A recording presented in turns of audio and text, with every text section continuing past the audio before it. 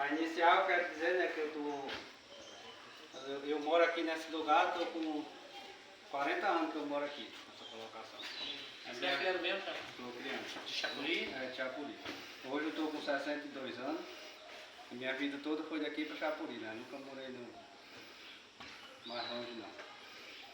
E hoje, para a gente estar aqui, né, vendo essa mata que nós estamos vendo aqui ao redor, a gente teve muita dificuldade para chegar até onde nós estamos hoje.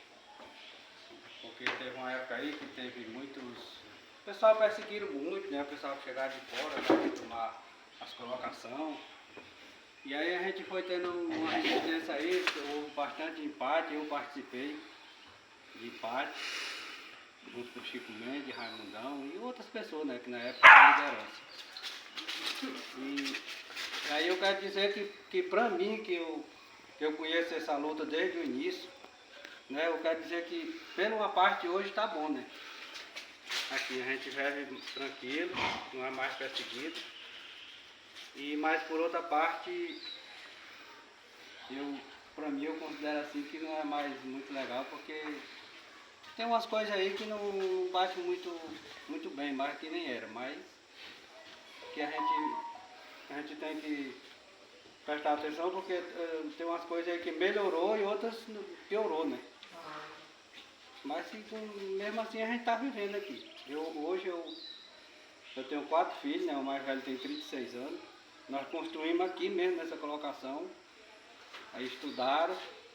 Aí hoje uma secretária, né, de educação, diretora quer dizer.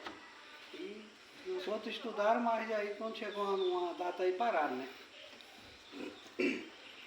Mas é isso. Mesmo com as dificuldades, com tudo que a gente passou, mas que é bom, eu acho bom viver aqui. E eu quero que isso continue mais por mais anos, muitos anos mesmo aí, que aconteça que os filhos da gente continuem segurando essa floresta que nem nós temos segurado. Raimundão e outros. E dentro disso que o senhor disse que melhorou, que piorou, na sua opinião, que questões foram essas que o senhor acha que melhorou e que questões são essas que o senhor acha que não avançou na direção que vocês imaginariam? Não, a questão que eu falo assim, que para mim não está bom, é depois que foi construído o ramal, né, que pela parte é bom, a gente sabe disso que é bom, mas por outra já não foi muito bom, porque ficou mais fácil dos Das pessoal invasões também. que o pessoal que gosta de invadir, né, as colocações, ficou mais fácil de quem tem dinheiro comprar terra, né, que muita gente... Cria gado aqui dentro da reserva, né, que até um tempo desse a gente ficou sabendo. Pois é. Teve uma polêmica aí, né, muitas pessoas querendo criar gado aqui dentro. Pois é, vem muita gente de Rondônia, chegaram aqui, pegaram os seringueiros, às vezes desinformados, aí compraram parte das colocações. Nós aqui não vendemos não. Nem o Raimundão, os outros moradores aqui não venderam, mas a maioria vendeu. Então é isso aí que eu digo que não foi bom, né? Mas é isso, tá tendo aí através do CNBio, né? Agora deu uma parada, o pessoal estava comprando, porque compraram muito pedaço de terra. Então isso, na visão do senhor, meio que fragilizou a luta e a resistência que vocês lá atrás. Porque quando esse pessoal chega assim, eles chegam para destruir mesmo, né? Que eles só querem fazer pasto. E o nosso pensamento não é isso. Porque eu estou com essa idade que eu falei, trabalhando no seringal aqui, a gente produz tudo que precisa, nós produzimos. E sem precisar desvastar, né? Sem precisar derrubar muito. Então é isso que eu acho que não foi muito bom. Mas se agora deu uma parada, né? A gente vai ver o que faz agora para frente.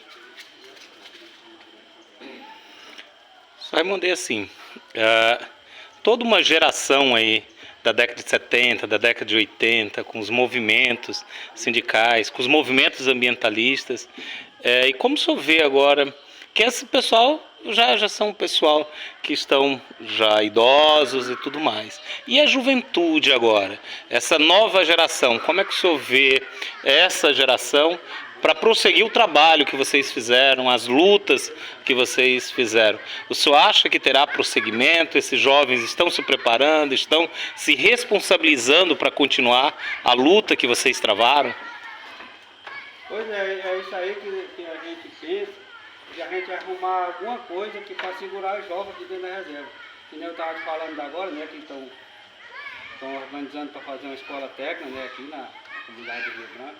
Então isso aí é uma coisa que eu penso que vai segurar mais os jovens, porque tem muitos jovens que saem para a cidade porque quer estudar mais, né? Aqui só tem até o segundo grau, que nem eu chamo. Aí quando chega aquela data eles querem sair para aprender mais. Então se tem na escola técnica aqui, eu acredito que vai segurar mais os jovens aqui na reserva. E a gente tem batalhado muito, nós aqui nessa comunidade, nós fazemos reunião de 15 dias. A gente conversa com os jovens, explica para eles como é que é as coisas, para eles continuarem, conta como foi que nós passamos para hoje nós estar aqui ainda. E aí uns ficam até achando que eles vão continuar, e outros dizem, não, mas se não tiver um estudo eu vou embora para a rua. Eu tenho que estudar, porque eu não vou ficar parado.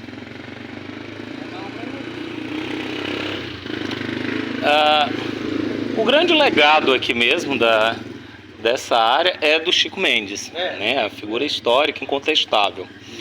Como essas novas gerações, por exemplo, pegando pela família dos senhores, como é que os filhos e os netos veem a responsabilidade desse legado de Chico Mendes, dessa responsabilidade histórica aqui para a preservação da área, para a preservação dos costumes dos senhores aqui?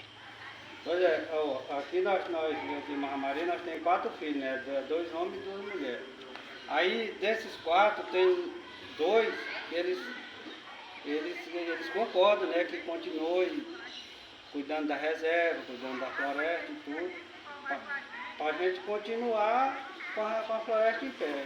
Então eu acho que em cada uma família que tiver 5, 6 filhos, a maioria quer isso, né? Que continue o que nós vem vivendo até hoje. Para quem não conheceu o Chico Mendes, né, por que o senhor falaria para essa turma de jovens aqui, que a maioria são professores, e que tem a responsabilidade, eu sempre digo, os professores aqui de Chapuri têm a responsabilidade maior de levar o legado do Chico Mendes para essas crianças, para as comunidades, né? A gente tem que trabalhar isso nas escolas, a gente ainda vê muito apagado, né? E o senhor que teve uma convivência com ele, o que o senhor pode falar do Chico Mendes para essa turma? Não, que eu conheci o Chico Mendes, não andei em parte mais ele, que participou junto com nós. E aí o que eu tenho para dizer é assim, que nas escolas hoje, pelo menos aqui na zona rural, esse legado assim do que o Chico Mendes deixou é pouco falado nas escolas, né? Que até isso nós temos falado para o professor, que tem uma professora que é aqui da comunidade, ela fala muito aí em casa. Aí ela vai dizer assim, ela diz, não, nós não podemos falar essas coisas, porque nós temos que ensinar o que vem de lá. Ela fala assim, né? Então aí eu digo, mas ela conhece também, né? Um pouco, ela é nova, mas ela conhece. Eu digo, não, mas tem que ter um jeito de continuar falando o que o Chico Mendes queria que acontecesse na reserva e tudo. Aí nós está tendo esse problema, né? Ele não pode nem explicar muita coisa. Que nem o Raimundão, ele pode dar uma palestra na escola, eu posso também, gente não posso saber que tem uma Maria que pode, porque ela conhece. Né? Porque eles não conviveram com o Chico Mendes, Pois eles é. precisam conhecer. São Pois eles é. que vão perpetuar esse legado, essa luta dele em manter a floresta viva, né? Pois é. Mas tudo isso a gente fala, a gente está pensando aí com essa escola técnica que eu acredito que vai acontecer, né, aqui na comunidade, que vai acontecer. Então isso aí para mim vai ser uma das coisas que vai melhorar muito a cabeça dos jovens. Porque vai ensinar bastante. Eu acredito que vai. Mesmo sem as pessoas terem conhecido o Chico Mendes, ou dar aula aí, tudo, mas vai contar uma história. E eu acredito que tem muitos jovens que eles já estão pensando melhor, porque teve uma época aí que eles estavam aí que não estavam ligando muito para a coisa não. Então, Maria Helena, eu queria fazer uma pergunta para a senhora. Eu vi assim que há um protagonismo muito grande das mulheres aqui. Eu vi que a grande força de atuação aqui no ateliê das mulheres. Eu vi assim que há uma participação muito ativa e valorização das mulheres aqui na comunidade, na participação toda. Como a senhora vê isso, essa valorização? Como é o respeito às mulheres aqui, a participação das mulheres nessa luta, na organização da comunidade aqui? Primeiramente, boa tarde. Eu sou Maria Helena, já tenho 54 anos, quase 55. Participei da luta junto com o pessoal, junto com o Chico Mendes, o Raimundão e tudo. E assim, aqui na comunidade, as mulheres, elas são bastante empenhadas nas atividades. Só que nós somos um pouco esquecidas pela sociedade, né? Eu vejo assim, o nosso movimento assim é mais um pouco esquecido, só quem é mais valorizado é os homens, né? E aí assim, para nós é um privilégio muito grande se as coisas acontecerem, a escola subir o nível de ensino aqui na nossa escola, porque eu conheci aqui tudo era mais difícil. Quando a gente não tinha ramal, não tinha energia, na verdade não tinha nem documento. Porque quando eu era jovem, nós não tínhamos documento. A gente quando foi tirar documento foi na época daqueles projetos cidadãos, não sei se já aqui lembra, né? E aí a gente começou a ter um documento que a gente vivia aqui que nem os animais da floresta. Aí quando começou aí teve que fazer documento, aí veio os ramal, veio a energia, os créditos moradia e foi evoluindo. A escola era só para fazer alfabetizar os adultos, depois passou a alfabetizar as crianças, né? E aí só era alfabetizar até o 4º ano. Aí daí veio de 6º ao 9º, de ensino médio, e cada dia foi melhorando. Pra mim, a evolução foi essa, né? Que a gente, hoje a gente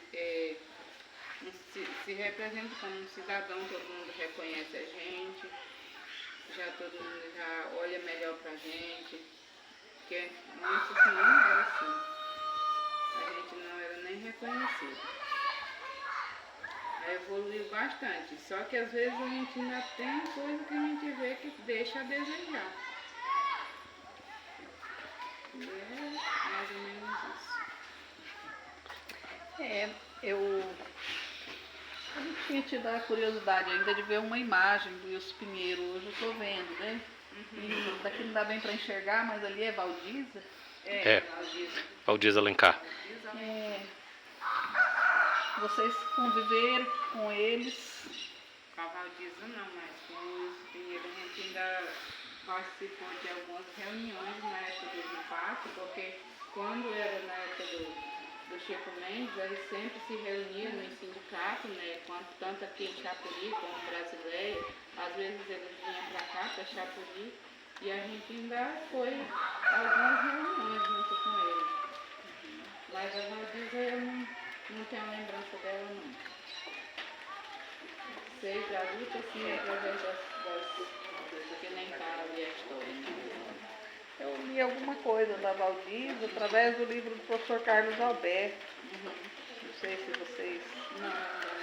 Ele escreveu um livro didático, um livro de história do Acre, né? É um dos poucos materiais que a gente tem de história do Acre. E ele tem entrevista com a Valdiza. Então, a gente fica contente de ver, né, que tem, a gente sabia, mas que vocês estão dando continuidade, trazendo outros nomes para além do Chico, né? Mantendo a história. Posso fazer isso? Eu queria perguntar para vocês dois, Sr. Raimundo e Dona Helena, como era o Chico Mendes, enquanto líder e pessoa mesmo, esse convívio com ele, como é que se dava? O que vocês podem falar da pessoa do Chico Mendes mesmo? O que eu posso falar da pessoa do Chico Mendes é que ele era uma pessoa simples, né? Ele chegava aqui, ele dormia muitas vezes aqui em casa, na casa do Ramão, que é filho dele. Ele era um liderança, mas ele nunca falava que ele era o cabeça, né? Ele falava que era nós, ele falava assim, nós juntos, ele falava nós juntos que nós tentamos fazer as coisas. E ele era aquela pessoa assim, que ele era muito assim, tranquilo, ele não tinha negócio de valentia, né? Aí ele era muito perseguido, mas ele não ligava para responder nada que o pessoal estava perseguindo ele. Então, para mim, ele era uma pessoa muito simples, Chico Mendes. E, assim, se a gente falar assim, ele aprendeu com o pai dele, ou ele foi influenciado por alguém, o senhor acha que ele teve influência de quem? Não, o que eu conheci o Chico Mendes e o que ele contava pra gente, que às vezes, assim de noite, né, a gente sentava e ia conversar, aí ele dizia que aquilo ali era coisa dele mesmo. Ele disse que era o dom dele mesmo que ele tinha para ter esse jeito que ele tinha, que nem o próprio Raimundão, né, ali. O Raimundão, eu conheço o Raimundão há muitos anos. Então o Raimundão e o Chico Mendes, eles eram umas pessoas assim que o jeito deles tratar a gente, as pessoas, é parecido. O Raimundão e o Chico Mendes, o jeito deles era uma coisa só. Quem muito que era parecido. mais velho? O Chico Mendes. E tem influência da Igreja Católica nesse movimento de vocês ou não? Tem, Tem? tem. Algum padre, alguma coisa assim? Tem. É tanto que quando foi iniciado o movimento aqui em Chapuri, a Igreja Católica ela fazia parte mesmo, era uma das forças mesmo que dava pra gente, era a igreja. E coisa que eu quero dizer assim, em termos de apoio, de arrumar lá a igreja pra gente ficar, né?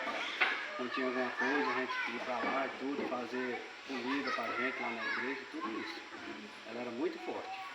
Algum padre em especial, algum bispo, alguma coisa, alguma freira, algum nome assim da igreja? É porque essa igreja da Itchapuri, ela passou do movimento, no início do movimento para cá, passou muitos padres lá, mas na época tinha o padre Décio, aí tinha o padre Luciano, o padre Cláudio, tudo isso era dessa época e eles eram um dos que davam apoio mesmo pra gente. Passou por aí o padre Humberto.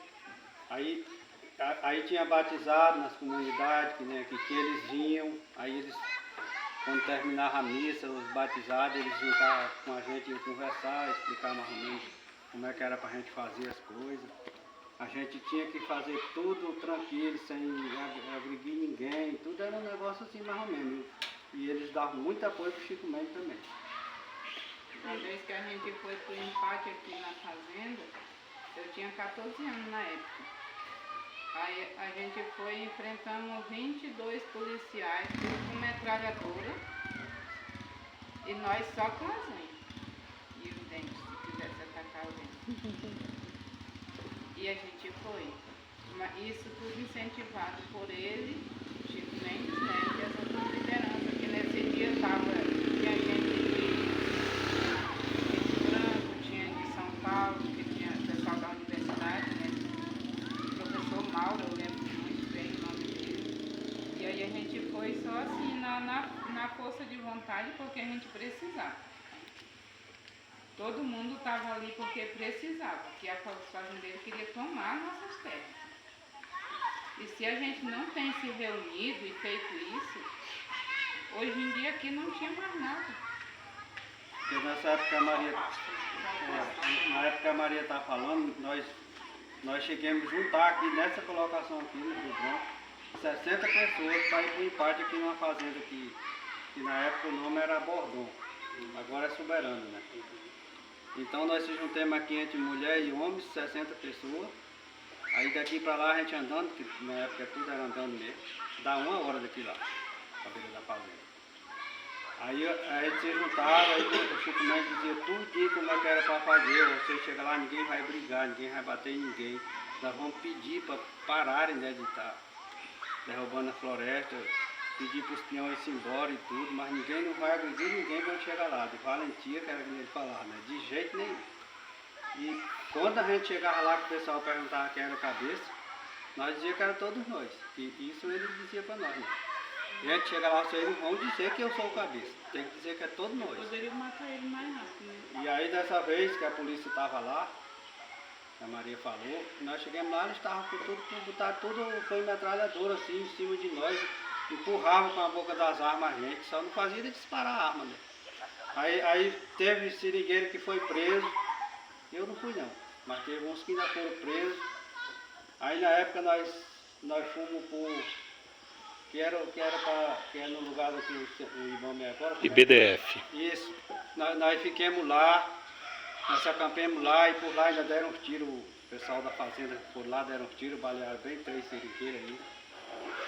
E aí é por isso que eu falei ainda agora, que esse pessoal de hoje, eles nasceram, como eu tive logo pelos meus filhos, né? Que o mais velho tem 36 anos. Eles nasceram no berço de ouro, porque eles não sofreram o que nós sofremos. Nós para estar aqui hoje, nós passamos um aperreio muito grande. Quando a gente fala às vezes assim, porque não é para fazer isso, né? Porque, eu nem ligo, porque não sei o que eu digo, vocês não sofreram na pele o que a gente sofreu, por isso que não estão nem aí. Porque a gente só sabe dar valor às coisas quando a gente conquista com o próprio suor da gente. Se a gente pegar tudo de mão beijada, dificilmente a gente dá valor.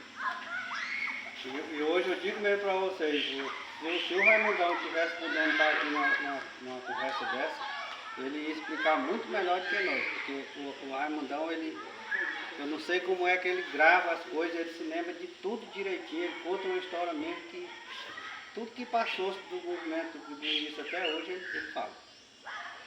Nós às vezes se esquece, né, de alguma coisa. Mas o que a gente espera é que a gente continue segurando essa floresta, né? Porque se não fosse a floresta, a gente fica ruim de a gente viver, porque até as águas das colocações hoje já diminuiu. Aí tem gente que diz, mas por que está faltando as águas, por que está faltando isso? É só prestar atenção, né? Como é que está o clima, mas aí o culpado foi o homem mesmo, não é outra pessoa não. E aqui tem uns carapés que já separam, né? Já. A água também já não está tão fácil, né? Não tá não. E a criação do ICMBio, vocês acham que foi uma boa conquista?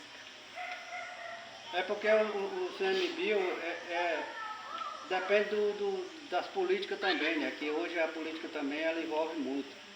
Então quando às vezes tem um presidente que está lá, ele faz uma coisa de um jeito, então outro faz de outro.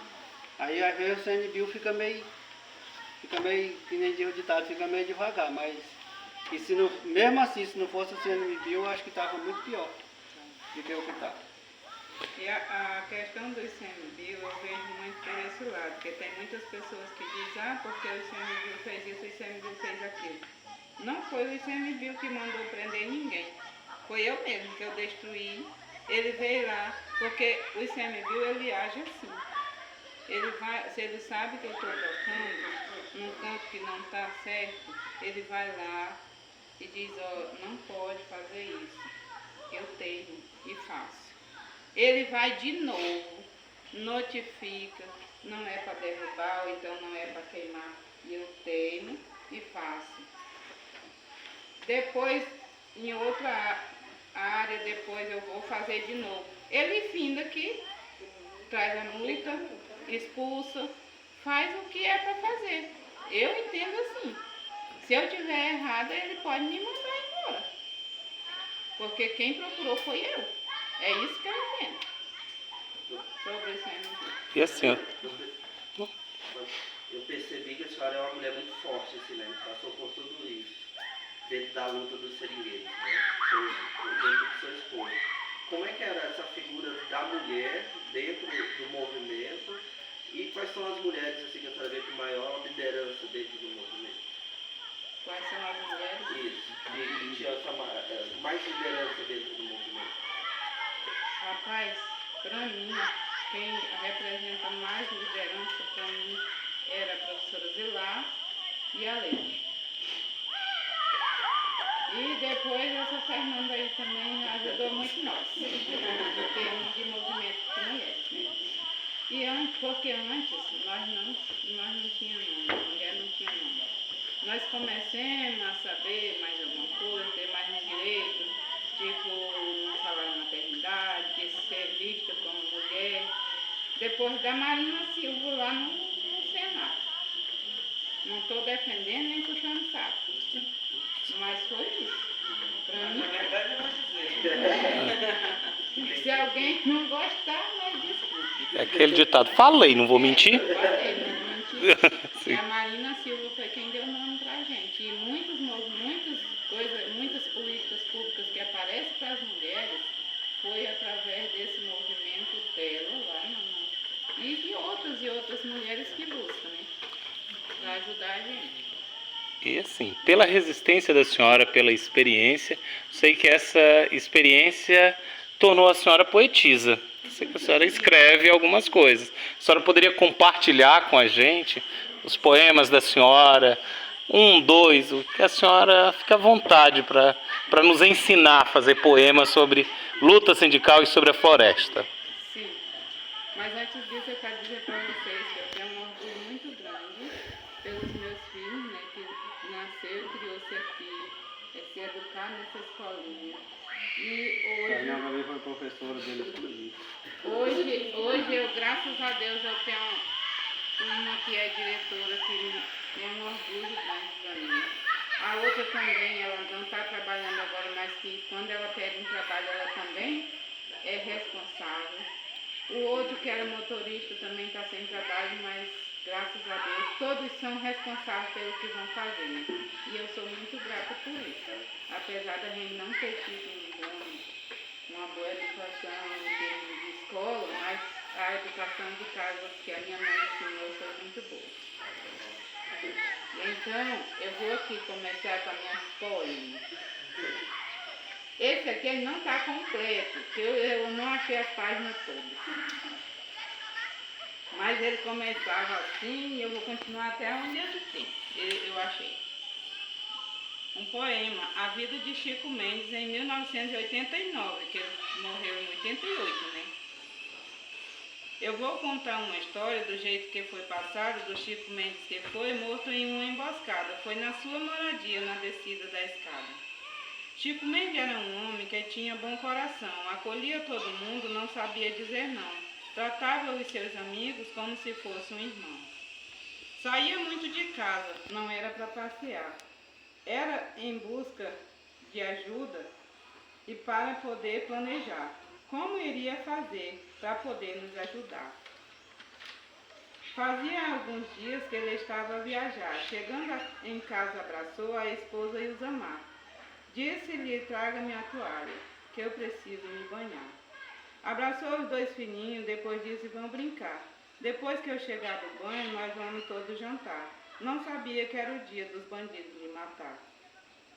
Pensando de tomar banho, pôs a toalha no ombro. Quando ele chegou na porta, já se ouviu o estrondo. Correram para acudir, ele já vinha aos tombos. Na hora que ele caiu, pegaram com muito jeito, porque o chumbo pegou mesmo em cima do peito. Sem demora ele morreu, pois o médico não deu jeito. Depois que o mataram, logo a notícia correu, como mataram o Chico e como o caso se deu. Logo todo mundo soube que o Chico Mendes morreu. Depois que ele morreu, o mundo todo chorou.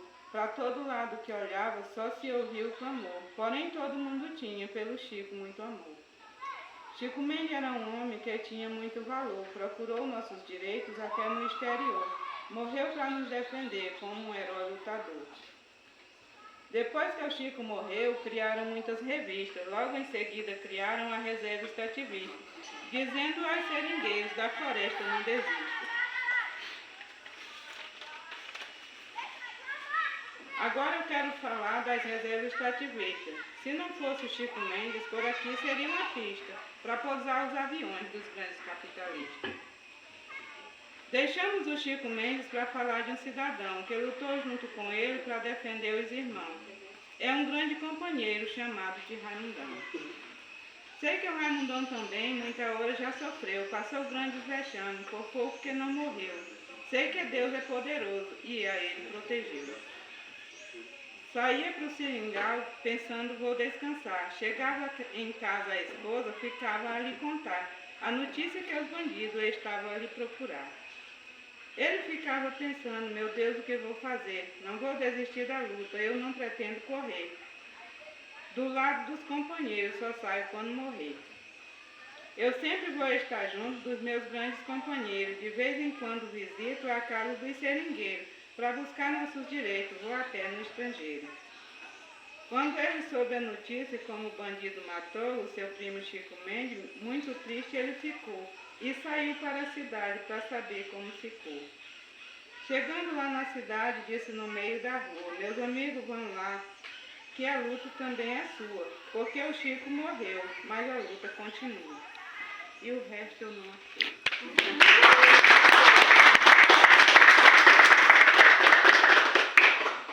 Em uma poesia nós ficamos conhecendo aí todo o projeto e a história aí do Chico Mendes, né? Aí da luta à morte. Eu tenho outro do meu passado e futuro, da época que eu estudei. Eu tinha muita vontade de estudar e chegou a hora. Um pouco da minha história e também da nossa comunidade, como era e como está hoje, que era na época, né, que eu fiz. Não é agora. Amigos, preste atenção agora o que eu vou falar. No meu tempo de criança quase não pude estudar, porque não tinha escola ali naquele lugar. Para poder estudar, tive que vir para a cidade, por causa da minha mãe, que tinha muita vontade de ver todos os seus filhos estudando de verdade. Com 5 anos depois, precisamos de voltar a morar no Seringal e deixar de estudar, porque meu pai não saiu daquele lindo lugar. Durante esses 5 anos que moramos na cidade, construíram uma escola na nossa comunidade, porque o povo sentiu que tinha necessidade. Terminei a 4ª série mesmo antes de voltar a morar no Seringal e fiquei sem estudar, pois a escola que fizeram era para alfabetizar.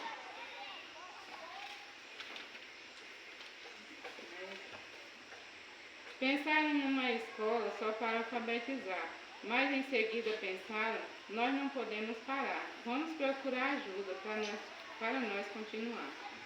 E com o passar do tempo as coisas foram melhorando, construíram outra escola com o povo todo ajudando, enquanto isso também continuavam estudando. Todos ficaram felizes com o que vinha acontecendo, cada dia que passava todos estavam aprendendo, os professores felizes ficavam sempre dizendo: nós temos que dar um jeito de conseguir arrumar estudos mais avançados, eles não podem parar, o povo é inteligente, precisam continuar. Junto com os moradores ali daquele lugar, também com outras pessoas, ficavam a conversar, logo teve a decisão com quem podia falar. Disseram todos assim, nós devemos procurar conversar com mais pessoas, primeiro com a Zilar, quem sabe com todo gosto ela vai nos ajudar. Fomos na secretaria somente para contar a nossa situação para a professora Zilar. Ela falou assim: esperem que eu vou tentar. Tem um pequeno detalhe que eu preciso saber. Se tem mais de 20 alunos, que saibam ler e escrever, com nível de 4ª série, para poder resolver. Nós respondemos que tinha de 20 a 30 pessoas, com nível de 4ª série. Ela disse: é uma boa. Vão logo mobilizando a matrícula das pessoas. Nós fizemos um projeto só para os moradores que moram no Seringal, que são muito sofredores, não querem vir para a cidade, são muito trabalhadores.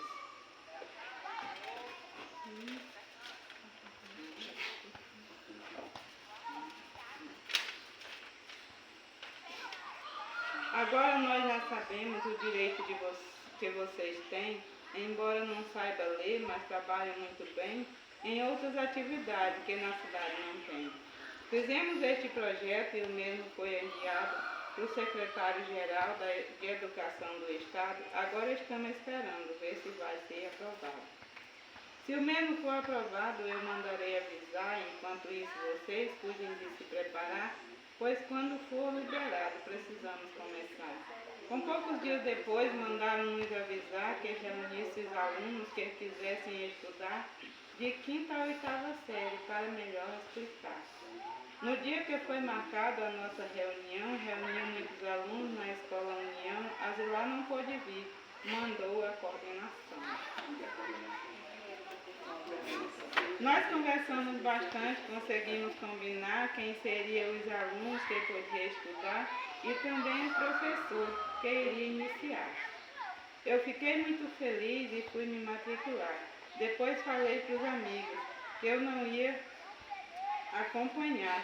Fazia 18 anos que eu estava sem estudar. A quantidade de alunos na época era 36. Dia 7 de novembro do ano 2003, começamos a estudar com aula de português. E depois que começamos, pensei, eu vou conseguir. Mesmo com dificuldade, mas vou ter que insistir. Preciso de estudar, não quero desistir. Se me fugiu da lembrança, peço desculpa a vocês. Iniciamos as aulas no ano 2003. Concluímos agora em maio do ano 2006. Graças a Deus conseguimos terminar o primeiro grau, na nossa pequena escola, lá dentro do Seringal. Coitado dos professores, sofreram pelo ramal. Ei, tá aqui, ó, até hoje. Agradeço muito a Deus porque teve compaixão de todos os moradores lá na nossa região. Mandou alguns companheiros para nos darem a mão. De coração agradeço ao companheiro Raimundão que nos cedeu um espaço da sua colocação e ajudou a construir a Escola União. Ao projeto Seringueiro, o povo do CTA e a todos os professores que já trabalharam lá, o governo do estado e a professora Zilmar. Vou terminando aqui porque não posso escrever. A história é bem detalhada, mas se quiserem saber, é só vir me perguntar que eu poderei dizer. Obrigada, dona Maria. Obrigada por compartilhar a história de vida, né, de vocês, conosco. Dona Maria, a gente não pode pedir para fotografar isso aí, porque é um documento importante. Mas a senhora que confia tanto na Fernanda, diga para ela digitar isso, para não ter perigo de se perder. Né? A minha vontade é dizer, deixa eu tirar foto, mas eu não posso fazer isso. Mas ela que a senhora confia mais, que já conhece, já comeu 1 quilo de sal junto, né? Dá para fazer. E aos alunos, para vocês verem, né, a questão da oralidade, nessas Amazônias, né? Que as histórias se fazem em trânsitos orais, principalmente. Ela fecha dizendo assim, se vocês quiserem saber mais, eu não posso escrever, mas venha me perguntar. É? Então, a capacidade de narrar está em vias de extinção. Quando se pede alguém que narre, o embaraço se generaliza. É a pesquisa narrativa, né? A pesquisa narrativa é muito importante, história de vida. Pesquisa, né? E é bem interessante, né? E tem vários trabalhos publicados, né, com a história de vida e com a questão mesmo da oralidade. Muito linda a sua história. Porque eu sempre... agradecendo a Raimundo e a Maria, acho que muito mais para os meninos do mestrado, para as meninas também. A Tânia destaca uma questão, e a Adriana também, que são perspectivas, e eu me ressalto um pouco disso, pouco trabalhadas na pesquisa em educação. Ou se não um pouco trabalhadas, não tem convergido muito olhar, pelo menos no nosso programa, que são os relatos autobiográficos, as narrativas orais, as histórias de vida. Dia desses, por exemplo, Tânia e Adriana, eu voltei esse ano agora para orientar TCC do curso de Pedagogia. E quando a coordenadora do curso falou comigo, eu disse que me dispunha a orientar 2 meninas que estavam soltas, porque ninguém tinha se disposto a orientar, desde que elas se dispusessem a abraçar o projeto que eu gostaria de desenvolver no TCC. E a professora perguntou, e tu quer discutir o que, Marcos? Eu disse, eu quero retomar aquilo que eu fiz lá no início do ano 2000 com a professora Elvira Bahia, que foi coordenadora do curso de Pedagogia. E aí disse que gostaria muito que as meninas trabalhassem com o processo de desenvolvimento profissional da Maria Dízia, que é uma pessoa fundamental, para mim em especial, mas para o curso de Pedagogia. Até estou colocando isso exatamente para dizer o que eu disse na França, que me ressentia muito de um curso que é constituído basicamente por mulheres, que formam fundamentalmente mulheres professoras, que têm TCC com exigência de final de curso há mais de 20 anos, se dê tão pouco espaço, se dê tão pouca visibilidade para a história de mulheres e principalmente para a história de mulheres professoras. Nós não vamos resolver questões das desigualdades que afetam a questão da mulher no começo da nossa sociedade, tampouco na questão da educação. Mas acho que nesse espaço, usando de carona, no território em que nós atuamos, eu acho que compete um pouco a nós resguardar um pouco disso. E o relato que a Dona Maria faz é exatamente isso. É um resgate histórico de uma história que está, de certa maneira, registrada na sua memória e que, de alguma forma, materializada num texto. Né? Porque, como tão bem a Tânia se lembra, né? Mas essa história, como nós somos passageiros, né? Quando nós formos, nós levamos a nossa história, nós levamos a nossa memória. Se tiver alguém comprometido em exaltá-la, em reconhecê-la e transmiti-la para as gerações precedentes, tudo bem. O relato de vocês acerca da própria história do Chico Mendes e daquilo que vocês têm vivenciado com as gerações que vieram depois de vocês, dá um pouco desse sentimento, né?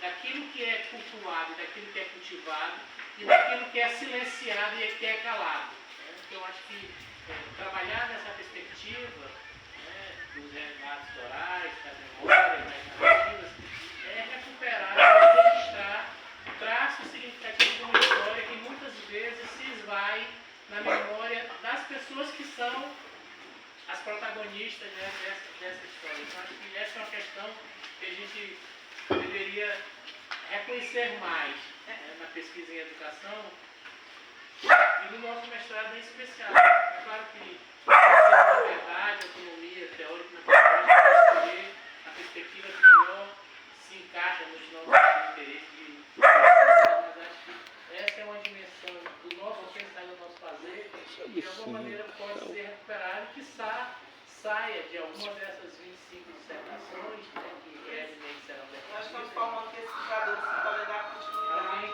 que se engrace por essa perspectiva, né, e enverede por aí. Acho que os próprios relatos aí do Gilcides, né, da Fernanda, como pessoas mais experientes do grupo, que já tem uma iniciação grande, né, como gestores, como professores, embora a maioria também já tenha, né, dá um pouco dessa noção e também para eles uma certa responsabilidade que estão se formando como pesquisadores em educação. Né, e como esses pesquisadores de educação podem dar continuidade, podem contribuir para que essa história de Chapuri, a história que não começou com Chico Mendes, mas que adquiriu maior visibilidade, Chapuri passou a ser reconhecida mundo afora, durante e sobretudo depois do Chico Mendes. Então acho que isso são questões que o próprio município precisa enaltecer, precisa reconhecer. E isso não pode ficar nos limites das nossas memórias, isso tem que ficar de uma maneira documentada. E memória é registro, né? A pesquisa oral, as narrativas, contribuem muito fortemente para que isso seja assegurado como patrimônio da própria história do lugar. E essa vivência hoje aqui na reserva mostrou para eles que estão fazendo, que vão começar a pesquisa, por enquanto ainda estão na parte mesmo da discussão teórica e metodológica, de que quando o pesquisador ele abre os olhos e vai para as vivências do ambiente, ele consegue ver várias nuances e vários aspectos que são interessantes para fazer pesquisa, para pesquisar, né? E aqui a gente viu várias possibilidades, né? Desde a história, as narrativas da Dona Maria, do seu amigo, ao trabalho que vem sendo desenvolvido aqui, né? O trabalho com a floresta, com o manuseio, né? Da sustentabilidade. Então, assim, o trabalho com a escola mesmo, né? A escola, o papel que a escola, a Dona Maria mesmo colocou aqui, no seu relato, a importância dessa escola para essa comunidade. Formou seus filhos, né? Aqui netos, e formando a vizinhança toda. A senhora também estudou aí, né? Então, a importância que essa escola tem para essa comunidade, né? O papel que eles atribuem à escola é muito forte. E aí, assim, Já tive a oportunidade de fazer o Enem, não alcancei a nota, mas aí eu não tinha um transporte, não tinha como eu fazer um curso em Chapuri. Se vier para cá, não vou. aquela questão que hoje de manhã se ressentia, né, que na entrevista com a professora não se evidencia, né, projetos de educação ambiental. Não está ali, nós encontramos um instrumento que a professora respondeu. Mas na conversa que a gente teve aqui com o pessoal do ateliê, a forma como eles vão trabalhar, né, com as árvores que foram derrubadas por força da natureza mesmo,